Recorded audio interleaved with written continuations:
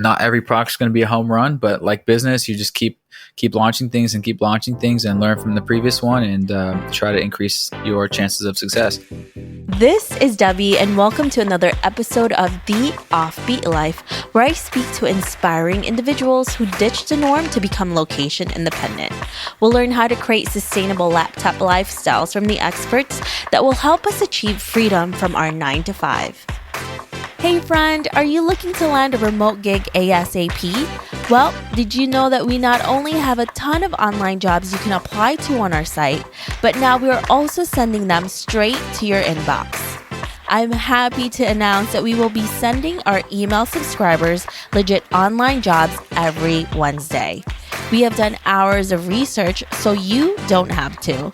If you want to be the first one to hear about the remote gigs we find, go to theoffbeatlife.com to subscribe. In this week's episode, I speak with Riley Bennett, who is the founder of Livin That Life, where he documents his journey as a digital nomad. He has been running a successful Amazon selling business for over 5 years while living in Southeast Asia and traveling the world. Listen on to find out how Riley has been able to share his experiences as a remote entrepreneur and knowledge to help others make their dreams into a reality. Hey everyone, thank you so much for being here. I am really excited for my guest today. Hey Riley, how are you? I'm doing great. Just chilling here in Bangkok, living that life, you know? Sounds like a great time. So Riley, can you tell us about you and why you live an offbeat life? Yeah, I've been off the beat, I guess. Yeah, off that beaten path since 2015. I came out here to Thailand to a e-commerce conference in Chiang Mai, October 2014, and got into selling on Amazon at that time, and it started going well, and basically never went back. Why did you decide to go all the way to Asia to go to a conference? Basically, we found it on YouTube. We found Johnny FD's podcast / YouTube channel, and he announced he was putting on a conference in Chiang Mai, Thailand. And so we were like, oh, we want to be digital nomads. So let's go to the conference and figure it out. We went and still here. That's hilarious. I actually just interviewed Johnny like 2 weeks ago. Nice. It's so crazy that you guys know each other. It's such a small world in so many ways, right? Yeah. And I actually just hit him up yesterday, and we're doing a podcast on my podcast next week. That's great. It's really interesting how you got to where you are because of Johnny, and his story is so incredible too. So that's so fun that you guys will be able to collaborate in that sense. Yeah. Small digital nomad world, you know? So after going to the conference, how did you actually prepare for this lifestyle? Because I'm sure it was a lot of information that you were taking in. How did you take that and actually make it into a reality? Yeah, you know, the first step of being a digital nomad is getting your money online. So having an online business, what Johnny does and what he was doing is drop shipping. And so high ticket drop shipping specifically. So we started doing that. Got his course and everything and started working on that. Worked on that for about 6 months before the conference, before we blasted off to Chiang Mai, and wasn't really making money yet. But when we got to Chiang Mai, we met a couple guys who were selling on Amazon, and they were doing really well. And so we're like, hey, let's bit frustrated with drop shipping. Let's try the Amazon thing. And so launched a couple products and ended up taking off. So big picture, you know, you just got to keep chugging and, you know, follow what's working out there. Keep working, keep trying different things, and eventually something will catch on.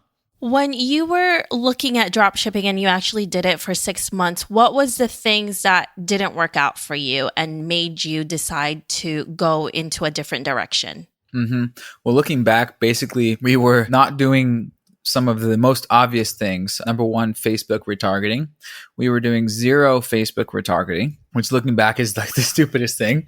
And number two, we weren't doing any email remarketing. So we're not collecting emails from visitors to our site. We were not dripping emails, obviously, to them. And so when you're not doing any retargeting, you're not going to get very many sales. And so looking back, it's pretty 2020 why it wasn't profitable for us. And why did you think that it was going to work out with Amazon FBA? What made you decide to do that instead? Basically, we met a couple guys. They were actually younger than us at the time. We were like 25. They were like 21 and 19 actually. And I don't know, they were just crushing it with Amazon and seemed to be doing really well. And we were kind of ready to pivot into that. And we just decided to make the pivot and go into Amazon. It's always so cool to see somebody doing it really well. And sometimes you get really excited with that too. So, how did you make Amazon work when you couldn't do it with drop shipping? What made that really click for you and your partner? Well, every business model is different. One is not necessarily better than the other. It's just as you move on in life, you get better and you learn from your mistakes. So we launched one product and that was not the one that hit and caught on. Launched the next one, learned from what we learned from that product and ended up catching on. And that product is still selling 5 years later. So ended up doing really well and then just kept launching products on there from then.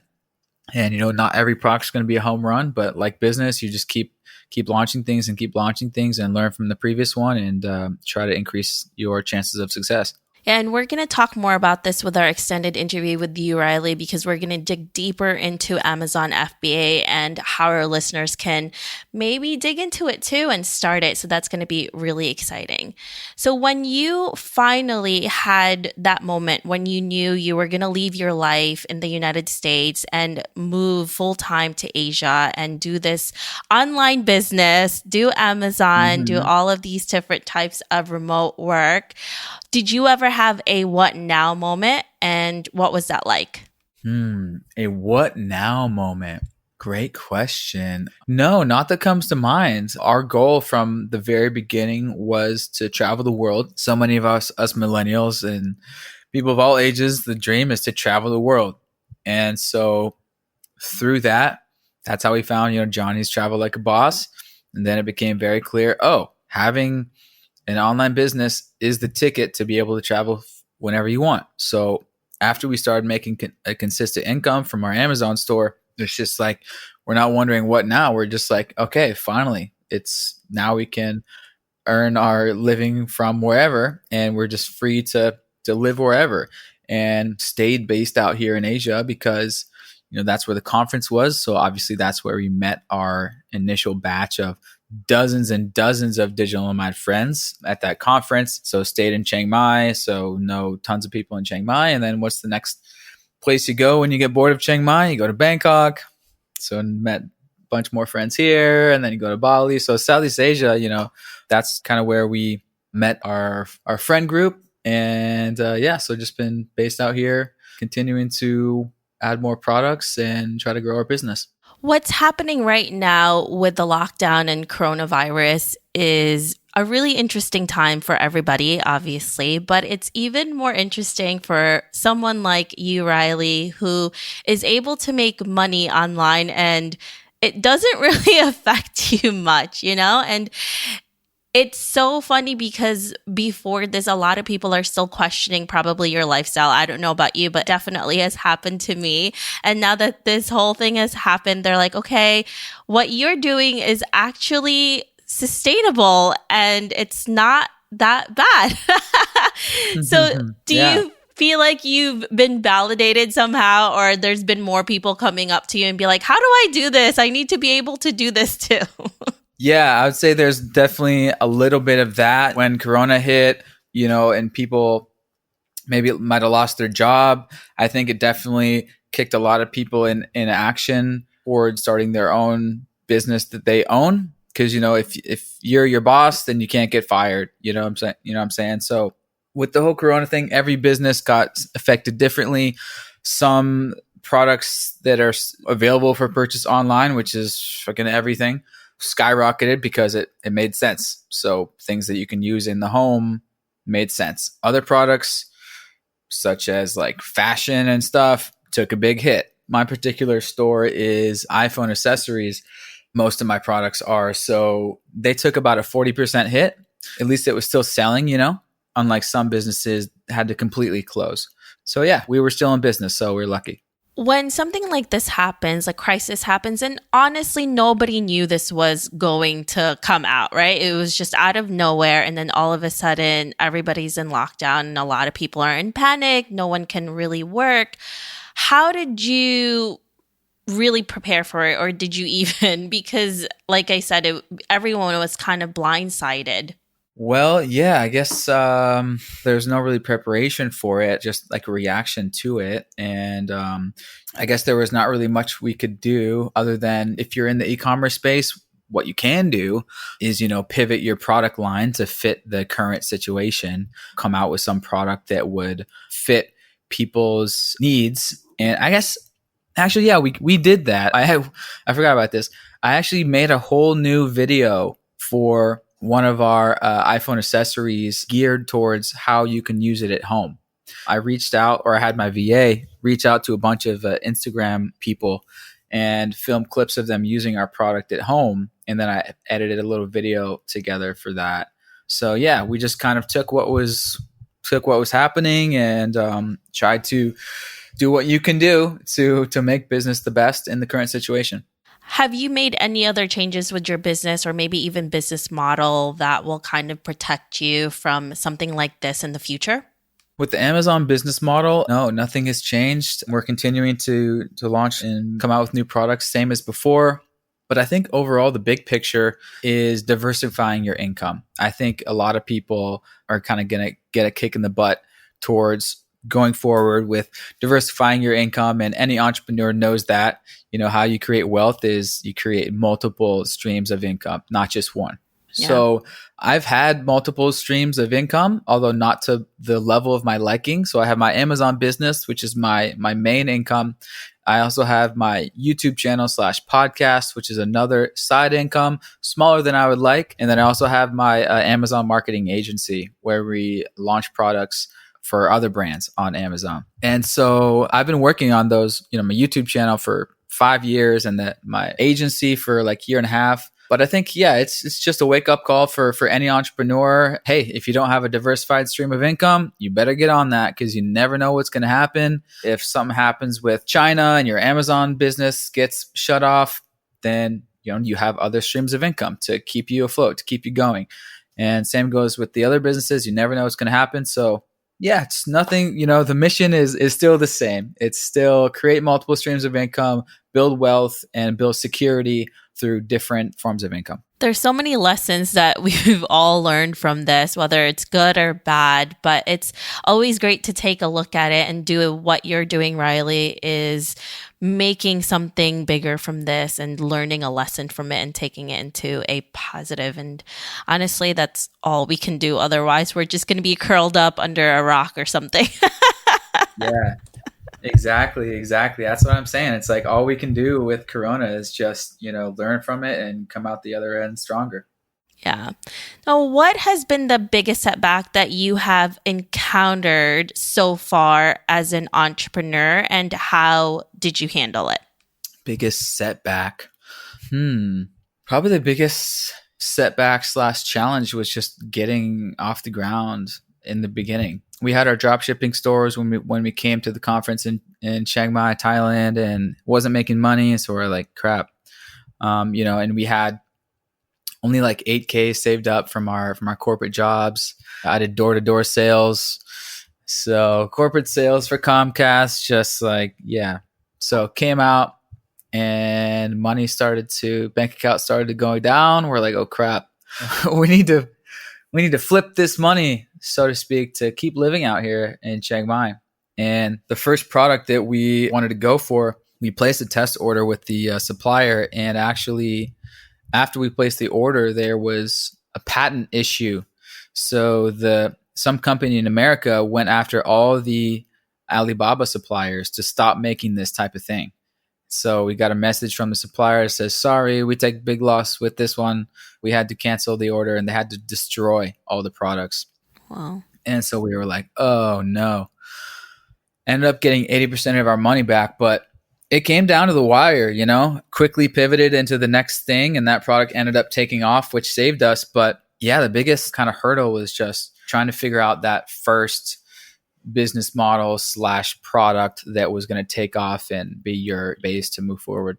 It's so interesting how we see someone like you, Riley, who's successful with their business, their online business, and you have this huge community now. And we often don't realize how many obstacles that you had to go through to get to this point. And I think oftentimes we just see, the great part of it. We see you on YouTube, on social media, and we're like, yeah, great. Like, but how can I get there?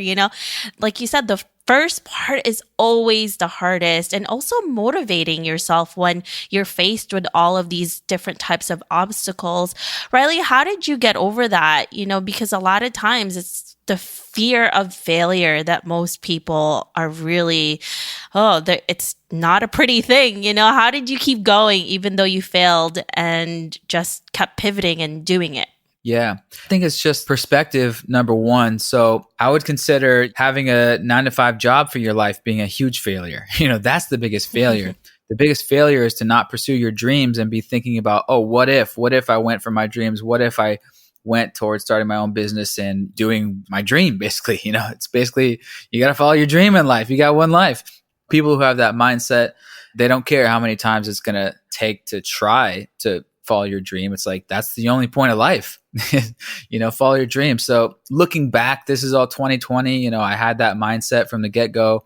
Didn't really realize it, but it's that mindset. It's just like, if it's going to happen, it's just a matter of time when it's going to happen. So that's one thing. And then the other thing is my situation was very relatively easy because I was only 2 years out of college, didn't have a quote unquote serious job, didn't have a mortgage or family or anything like that. So it was very easy for me to bounce out to Thailand and say, all right, let's give this a go full time. So there's that. And then the other thing is I came out with my best friend, Parker, at the same time. So I had a business partner from the very beginning and best friend, grew up with him my whole life. And we're like, yeah, dude, let's go for this thing. Let's make the 4-hour work week. Let's make that our project and let's just do it. And so we were hand in hand doing this together. So that made it a lot easier. When you do it alone, it can be a lot scarier. So it made it just that much easier for us to do this together, make this decision together, to jump in full time, to pursue our dream of being digital nomads, be out there and do exactly what Johnny's doing. It just really resonated with us, as well as other digital nomads, most notably Jabril Goro of Passport Heavy was our other top 2 influence, just watching YouTube videos and just like, okay, if these guys can do it, then why can't we do it? So that just became clear to us. Yeah, went for it and kept trying and got lucky. With everything in life, it takes a little bit of luck, but you keep trying, you get more lucky. That's why I love all of these different types of information out there, whether on YouTube, blogs, podcasts, because seeing somebody actually make this work and make it sustainable is such a huge motivation for all of us. It can happen, and you're right. If they can do it, why can't you? So that's why I love talking to somebody like you, Riley, who really made this into a lifestyle and what they can really do. Now let's go back to when you talked about your partnership. I've been hearing, I've had people on the show that are doing it solo and some with partners. What has been a huge thing for you? Because it could go either way, right? You could have like the best intention and you could have this great partnership, but it could also go south. So how do you make this partnership really work for you? Yeah, like you said, there's no one way to do it. There's no one way to eat an Oreo, so to speak. I guess you just got to follow your instincts as far as if you want to do it with a potential business partner or do it alone. It was very easy for me, so I'm not the expert on that because it was my best friend, that I'd grown up since the playground. So the trust was, obviously there. So every business model is different. So I can't, make a general statement on whether you should do it alone or not. Just what I've learned from living most of last year in Bali is, just follow your heart, listen to your heart, and usually it will lead you in the right direction. When you first started your business and you were off to Asia, how much money did you actually save and how were you able to make it last? I remember I quit my job and I had 8K saved. And we were like, okay, that can get us 6 months in Chiang Mai. So in Chiang Mai, you can live on, $1,000 a month for, a nice balanced life. So yeah. And at about month 5, that's when our Amazon products started selling and profiting around 1K a month, 1 to 2K a month, enough for Parker and us to split to cover our living expenses. So just in the nick of time, Amazon started depositing those payouts that could keep us out there. That's the best, right? When you can actually live off your business. I think there's no better feeling than that, because you're like, oh my God, I can't believe this worked. Yeah, especially something as passive as e-commerce and Amazon in particular, where it's just once your listing is there, it just gets traffic and people just buy while you're sleeping. And so, yeah, as you know, no better feeling than passive income, just money just getting deposited into your account. That's why folks like me and you, we can't stop shutting up about it, because it's once you go to passive income, you're like, okay, I'm never, trading my time for money again. Yeah. And like you said, you don't have to constantly look for it. You're chasing it. It's just coming to you, which is the best thing. It's like you feel like celebrating every time you see another sale. You're like, yes. Yeah. Yeah. Every time you get it's almost surreal. Like, compared to a job, you got to go into the work every single week for that paycheck for that week or whatever. And then once you start a business, it's like, yeah, it's just, running, and the checks, they just come. The money just appears in my bank account. So you do the work once and then the money keeps coming in. It's so clear. Yeah. For folks like you and I, and obviously for most listeners here. Yeah. It's like magic, beautiful magic. Mm-hmm. Yeah. Magic money. Yeah, right? I was like, yes, that's awesome. Riley, what are some of the best resources that you've used to start your business and make your tasks easier? Oh, gosh. Well, I think, first of all, YouTube changed my life. Basically, it sounds corny, but in the first step of that was unsubscribing from cable TV. So when Parker and I moved into an apartment together after college, I remember I worked for Comcast, the cable company. So like, I could have signed us up for the cable package and I would have gotten the commission off of it. And I remember I made the decision. I was like, no cable TV. We'll just do Wi-Fi and we'll, plug in the Apple TV or whatever. And so because of that, we started watching only YouTube. And from there, just went down wormholes about things we're passionate about, like travel and stuff. That led me, all the way here 6-7 years ago. Yeah, turning off the TV. I guess that was actually one of the life hacks that I spoke about at Johnny's Nomad Summit. It came full circle, and he invited me to speak at his summit in 2017. So that's one of my biggest things. Turn off the TV and, listen to podcasts, of course, as well. It goes hand in hand. There's a lot of podcasts on YouTube as well. For people listening to this, they already know that. But I guess what I tell people who ask me, I'm just like, I tell my parents this too. And they finally just did it actually last month. They cut the cord and canceled their TV and just on to streaming. And so I think that was a big life hack. It's like entertainment that actually changes your life. Isn't that awesome? Yeah. Yeah. The good kind. Yeah. Let's fast forward to 40 to 50 years from now, and you're looking back at your life. What legacy would you like to leave, and what do you want to be remembered for? Ooh, that's a good one.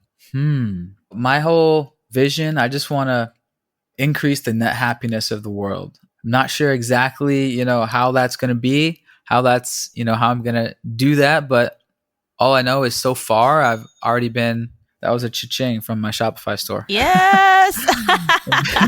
Love that. Yeah. I don't know if you heard that, but we have our own Shopify store now for some of our best-selling products. We're just kind of getting into it. Awesome. But yeah, I do know that so far in my life, I've been very blessed to have been able to help hundreds and hundreds of people, get towards where they want to go. Specifically, I've been able to help hundreds of people start their own online businesses, which I think is one of the most valuable things you can give to someone. It's like the old saying, like you can give someone fish, that's good, but if you teach them how to fish, then they can eat for life. So teaching someone how to start and run and grow their own online business, that's just like a ticket to freedom, a ticket to not needing a job, to be able to produce your own independent money, aka energy.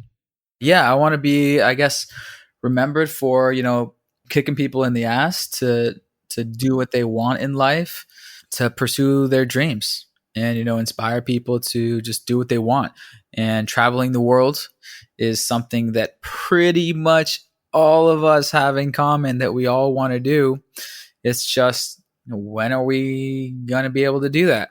So far, I've already been able to open a lot of eyes through my travel vlogs and YouTube channel about what is possible. If you have an online business, you can travel the world now, in your 20s, in your 30s. Don't have to wait until you're like, quote unquote, retired, until you're, your parents' age, to get free and go sail around the world.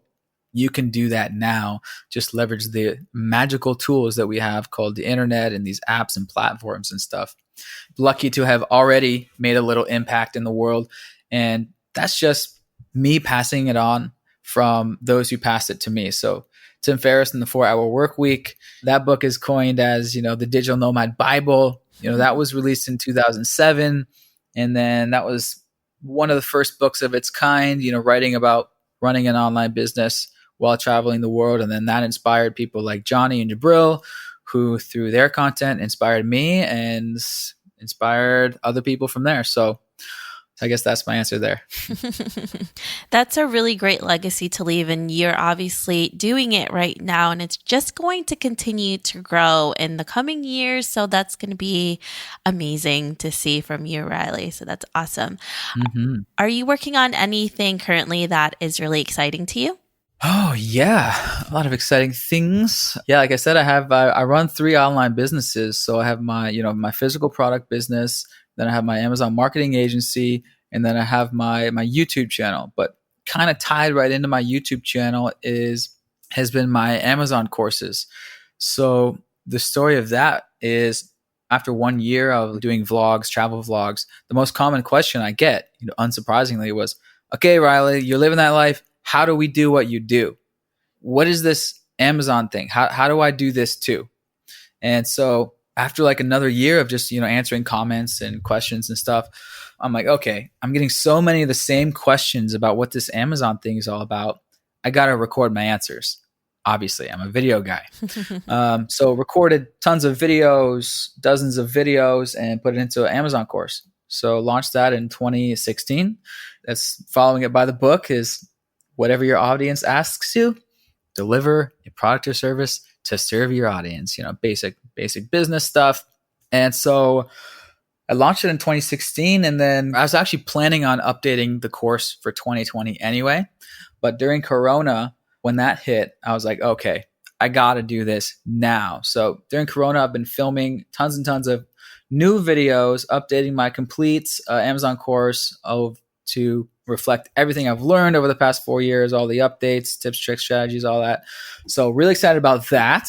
And I have a new partner in that business, and we have reframed it from just a normal video course into a 90-day challenge.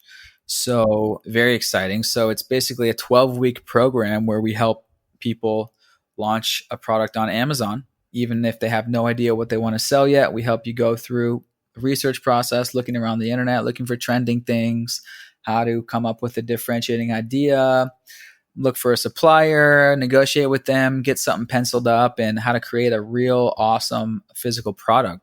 That's what I'm working on now. It's actually, round 1's already been going on for the past month and a half, and round 2 is opening up soon. It's called 90 Day FBA. So that's my new business, I guess you could say. That's really exciting and such a great resource for people to go to, because a lot of times it's such a headache to search all of that stuff online. So I'm always happy to see people like you, Riley, who just make it all in one package and so much easier for all of us. Now, if our listeners want to know more about you, where can they find you? Yeah, well, I guess my main thing is my YouTube channel. It's called Livin That Life. So youtube.com/Livin That Life. And my second main thing, I guess, is my Instagram at Livin That Life TV on Instagram. And I also have a website. I haven't been posting many blogs on my website, but livinthatlife.com is where you can find my website, more about me. I also have a resources page. livinthatlife.com/resources, actually where I've been compiling all my favorite apps, tools, resources. So to go along with your question about that, I've been just compiling them in that one page. So yeah, that's where you can find me. Perfect. Well, thank you so much, Riley, for being here with us and sharing all of this. We really appreciate you. You are welcome. That was my pleasure. That was fun. I hope you enjoyed this interview with Riley. Make sure to visit theoffbeatlife.com. Again, that's theoffbeatlife.com to get the extended interview where he shares how to start an online business using Amazon FBA.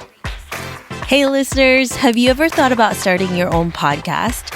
Lucky for you, I have created a new site that will help you learn how to launch, grow, and monetize your own show. I offer one-on-one mentorship programs, and I'm launching an ebook, How to Create a Profitable Podcast, that can help you take your podcast from hobby to profitable business. Visit howtocreateapodcast.com to learn more. Again, that's howtocreateapodcast.com. See you there. Hey listeners, thank you for listening to this episode, and I'm so thankful for your support. I would love to hear your thoughts on this episode and get suggestions on guests, topics we can discuss, and so much more. Feel free to reach out at hello@theoffbeatlife.com and let me know what you'd like to hear.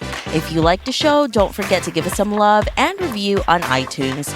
Thank you again for being a part of this journey, and I can't wait to hear how your location independent story will unfold.